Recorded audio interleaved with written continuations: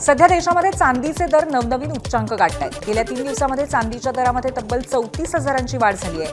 1 kilo चांदीचा दर तब्बल 2,77,000वर पोहोचलाय. 1 जानेवारी 2025ला चांदीचा भाव किलोमागे 86,000 इतका होता.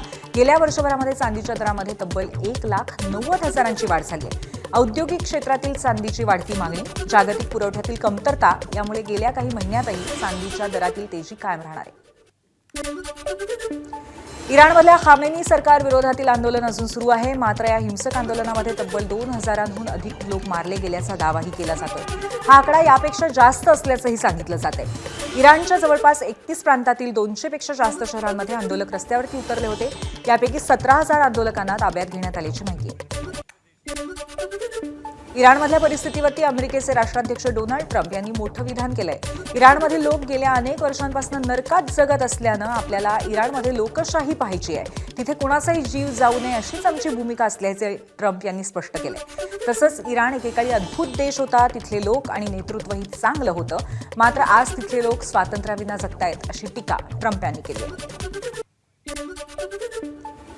Ideally, you'd like to see it, but what we want to see is we don't want to see people killed, and we want to see a little bit of freedom for these people. These people have been living in hell for a long time. That used to be a hell of a country. I have friends that used to invest in Iran, and they did well with their investments. It was a great... थायलंडमध्ये आज एक भीषण अपघात घडला. या अपघातामध्ये 22 जणांचा मृत्यू झाल्याची माहिती आहे.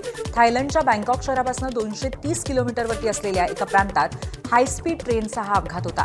एका रेल्वे पुलाचं बांधकाम सुरू असताना त्याखालील ट्रॅकवरून धावणाऱ्या ट्रेनवर क्रेन कोसळली. त्यामुळे ट्रेन रुळावरनं घसरली आणि डब्यांना आग लागली.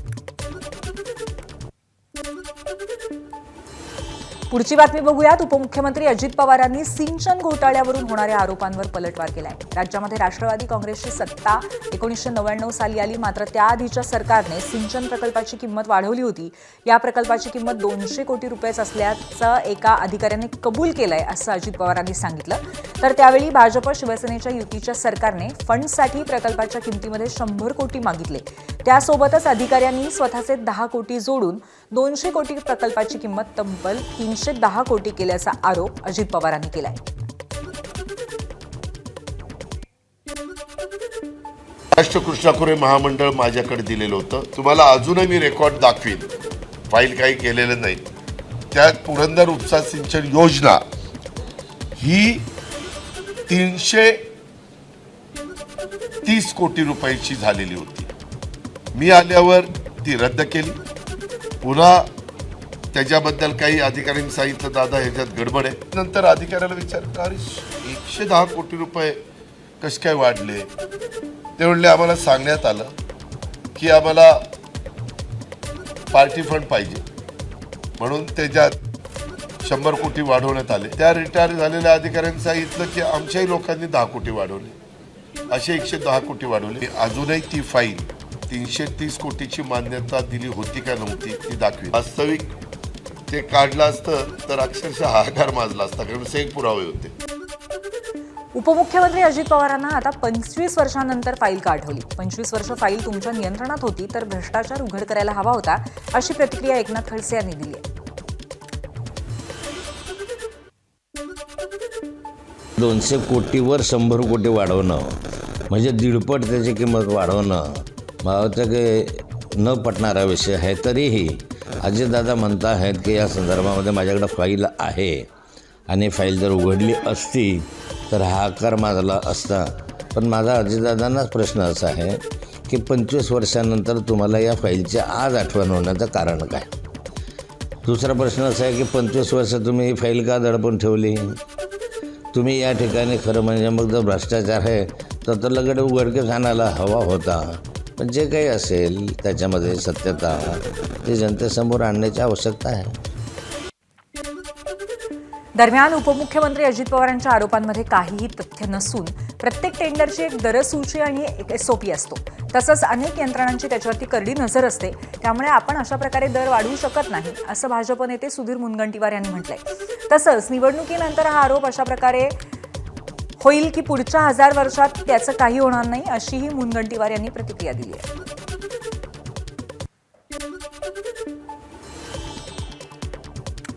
उपमुख्यमंत्री अजित पवारांनी कोड्यात बोलू नये, कोणती फाईल समोर आली ते अजित पवारांनी सांगावं, अशी प्रतिक्रिया संजय राऊतांनी दिली आहे. तर सत्य असलं तरी उघड कोण करणार? अजित पवारांना सत्तेबाहेर काढण्याचा दम भाजपमध्ये आहे का, असा सवाल काँग्रेस नेते वडेट्टीवारांनी केलाय.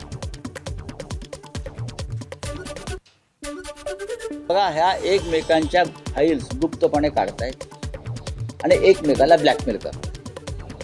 शिंदेचं काही काढलं की शिंदे फडणवीसांना ब्लॅकमेल करणार, फडणवीसांविषयी काय बोललं का फडणवीस शिंदे पवारांना ब्लॅकमेल करणार. या महाराष्ट्राच्या राजकारणात आणि सत्तेत एकमेकांना ब्लॅकमेल करून स्वार्थ साधण्याचा प्रकार सुरू आहे. मग हे सर्व सत्य उघड कोण करणार? एकीकडे उद्या निवडणूक संपली की खुर्ची लावून बसतील, सगळ्या फाईल दाबतील, प्रकरणं घोटाळे सगळे दाबणार आणि पुन्हा सोबत नाश्ता, सोबत जेवण, सोबत सत्ता, सोबत पैसा, सोबत लूट महाराष्ट्राची. हे सगळं संगणमतानं होईल. ही सगळी नुरा कुस्ती आहे, सगळ्यांचेच हात दगडाखाली आहे. सबके मकान शीशे के आहे, तो पत्थर कोण उछालेगा? हीच तर परिस्थिती आहे. एबीपी माझाच्या टीमनं थेट तत्कालीन जलसंपदा विभागाचे मुख्य अभियंता विजय पांढरे यांच्याशी या संदर्भात संवाद साधला. पुरंदर घोटाळा 100% खरा आहे, तसंच अजित पवारांचा घोटाळ्याशी थेट संबंध असल्यामुळे ते अधिकाऱ्याचं नाव घेणार नाहीत, अशी प्रतिक्रिया विजय पांढरे यांनी दिली आहे.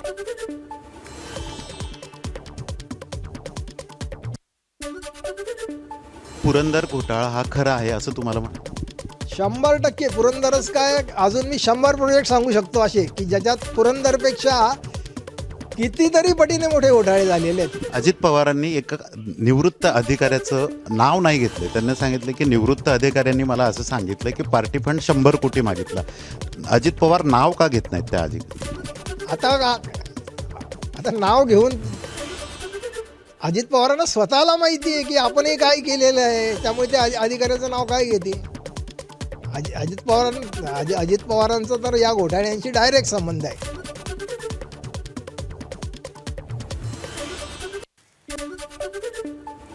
यानंतर संक्रांतीचे काही अपडेट्स बघूयात. पंढरपूरमधल्या विठ्ठल रुक्मिणीच्या मंदिरामध्ये आज संक्रांतीनिमित्त आकर्षक फुलांची सजावट करण्यात आली आहे. भल्या पहाटेच्या महाअभिषेकानंतर रुक्मिणी मातेला अत्यंत मौल्यवान अशा दागिन्यांचा साज चढवण्यात आला. दरम्यान राज्यभरातील हजारो सुवासिनी महिलांनी विठ्ठल आणि रुक्मिणी मातेच्या दर्शनासाठी गर्दी केली. यावेळी महिलांकडनं शेतात पिकवलेलं नवधान्य रुक्मिणी मातेच्या चरणी अर्पण करण्यात आलं. जेजुरी गडावरही आज मकर संक्रांतीचा उत्साह पाहायला मिळाला. अवघ्या महाराष्ट्राचं कुलदैवत असलेल्या खंडोबा मंदिरामध्ये सकाळपासूनच भक्तांची गर्दी होती. महिलांनी मंदिर परिसरामध्ये एकमेकांना वाण देत संक्रांत साजरी केली. यावेळी खंडोबाच्या मुख्य गाभाऱ्यामध्ये आकर्षक सजावट करण्यात आली असून मूर्तींना तिळाचे दागिने घालून सजवण्यात आले. ही विशेष सजावट पाहण्यासाठी दर्शनासाठी गावातील महिलांची मोठी गर्दी होती. बीडच्या परळीतल्या ज्योतिर्लिंग वैद्यनाथ मंदिरामध्ये मकर संक्रांतीनिमित्त भक्तिमय वातावरण पाहायला मिळत आहे. संक्रांतीच्या पार्श्वभूमीवर वैद्यनाथाची अलंकारिक पूजा करण्यात आली आहे. संपूर्ण मंदिर परिसर आकर्षक विद्युत रोषणाईने उजळून निघालाय. याचबरोबर वैद्यनाथ मंदिराच्या पायथ्याशी असलेल्या अय्यप्पा स्वामी मंदिरालाही विद्युत रोषणाई करण्यात आली आहे. ही रोषणाई पाहण्यासाठी भाविकांनी गर्दीही भरपूर केली. शिर्डीमध्येही आज मकर संक्रांतीचा उत्साह पाहायला मिळतोय. मकर संक्रांतीनिमित्त साईबाबा समाधी मंदिर परिसर आकर्षक फुलांच्या सजावटीने भरून निघालाय. नाशिक इथल्या साईभक्त कैलाश शहा यांच्या देणगीतनं मंदिर आणि परिसरामध्येही मनमोहक फुलांची सजावट करण्यात आली आहे. फुलांनी सजलेले साईबाबांचं दर्शन घेण्यासाठी भाविक भारावून गेलेले पाहायला मिळतात.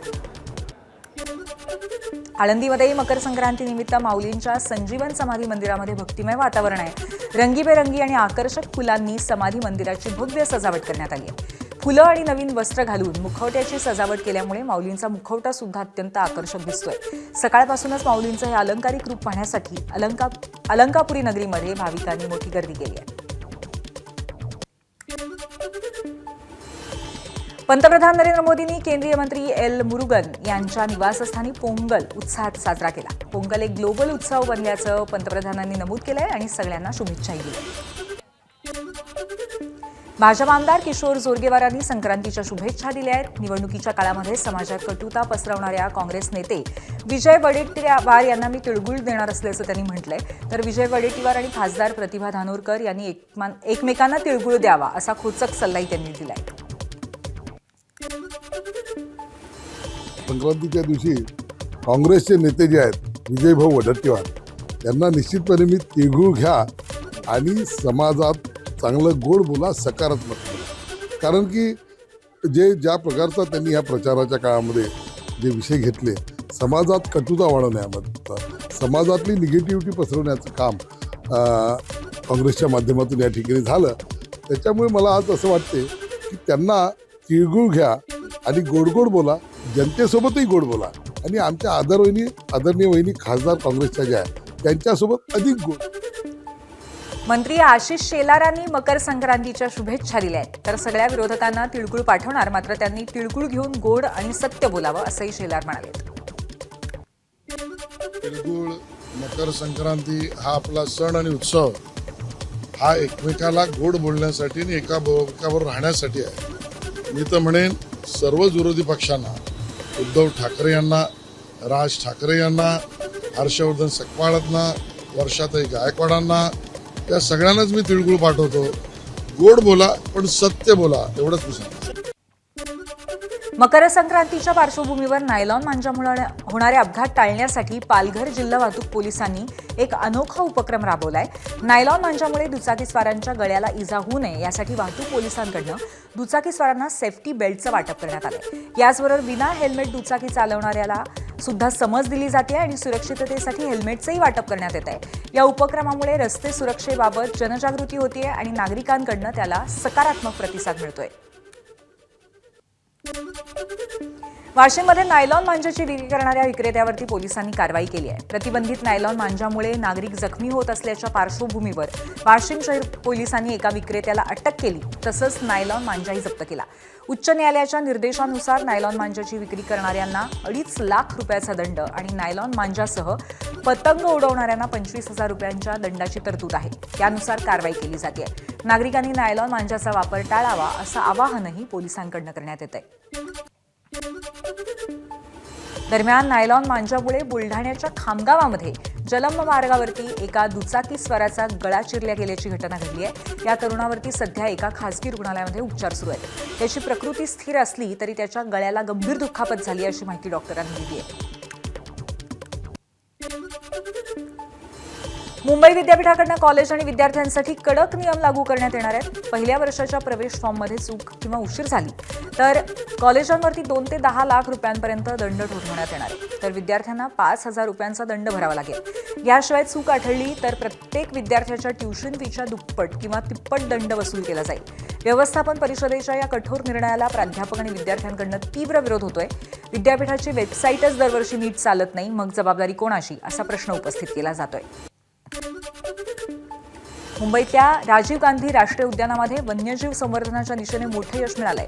उद्यानामध्ये 3 निरोगी सिंह शावकांचा जन्म झालाय. हे सिंह केंद्रीय प्राणी संग्रहालयामध्ये प्राधिकरणाच्या अदलाबदल कार्यक्रमाच्या अंतर्गत गुजरातमधल्या जुनागडच्या सक्करबाग प्राणी संग्रहालयातनं मुंबईत आणण्यात आले होते. या नव्या जन्मांमुळे संजय गांधी राष्ट्रीय उद्यानाचं संवर्धन आणि संशोधन केंद्र म्हणून असलेलं महत्त्व अधिक बळकट झालंय. मुंबईमध्ये 26 जानेवारीपासून हार्बर रेल्वे मार्गावरती एसी लोकल्स धावणार आहे. सीएसएमटी ते पनवेल मार्गावरती एसी लोकलच्या 14 फेऱ्या होतील. अप आणि डाऊन दिशेने प्रत्येकी 7 फेऱ्या चालवण्यात येतील अशी माहिती आहे. बीडमध्ये धनगर समाजाला एसटी प्रवर्गामध्ये समाविष्ट करण्यासाठी धनगर समाजाचे नेते दीपक बोऱ्हाडे यांचा गावभेट दौरा झाला. भव्य रॅली काढत शक्तीप्रदर्शन केलं गेलं.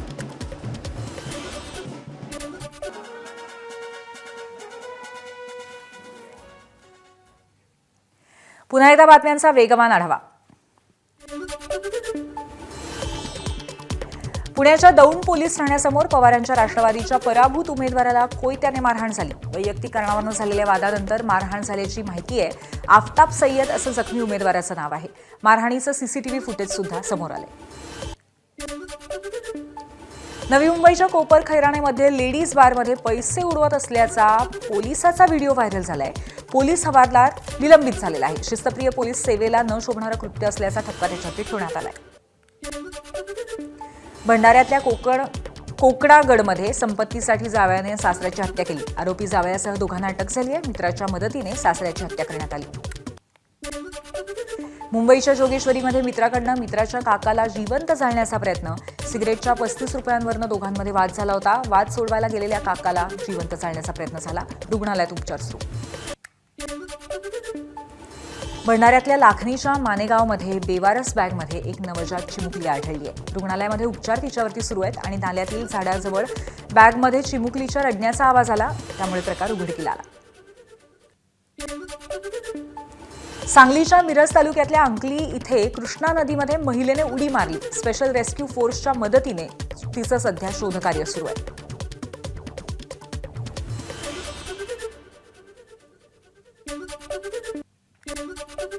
वाशिममध्ये पारडी आसरा गावातील तुरीच्या गंजीला आग. 7 एकरावरील तूर पीक जळून खाक. सूडबुद्धीतून गंजीला आग लावल्याचा संशय व्यक्त. पोलिसांमध्ये तक्रार दाखल.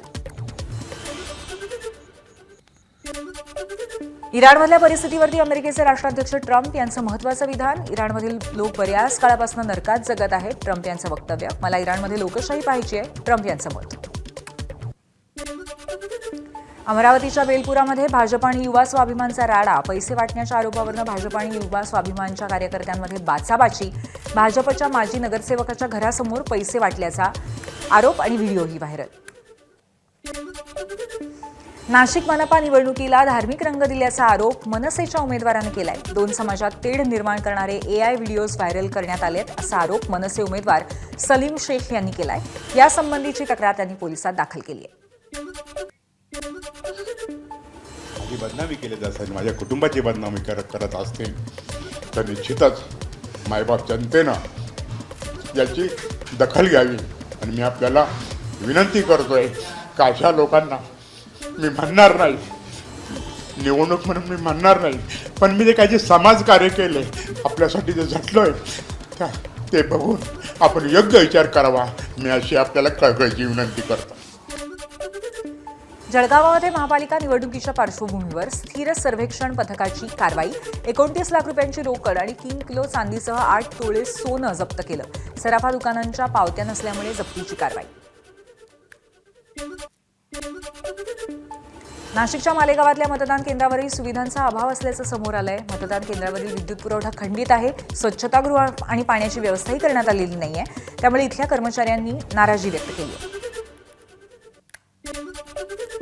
छत्रपती संभाजीनगरच्या प्रभाग क्रमांक 15 मधल्या केंद्रावरती कर्मचाऱ्यांसाठी सुविधांचा अभाव असल्याचं समोर येत आहे. उद्या मतदान प्रक्रिया आहे.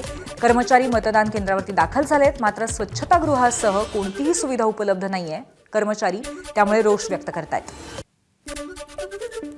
धुळे महानगरपालिका निवडणुकीच्या पार्श्वभूमीवर जिल्हा प्रशासनाच्या वतीने मतदानाच्या पूर्वीची तयारी पूर्ण केली गेली आहे आणि आज कर्मचाऱ्यांना मतदान साहित्याचं वाटप करण्यात आलं. या निवडणूक प्रक्रियेदरम्यान जिल्हा प्रशासनाच्या वतीने तब्बल 3500 कर्मचाऱ्यांची नियुक्ती केली गेली आहे. आज या सर्व कर्मचाऱ्यांना मतदान प्रक्रिया दरम्यान होणाऱ्या शेवटच्या टप्प्यातील प्रशिक्षण आणि महत्त्वाच्या सूचना देत मतदानाच्या साहित्याचं वाटप करण्यात आलं. एबीपी माझा, उघडा डोळे बघा नीट.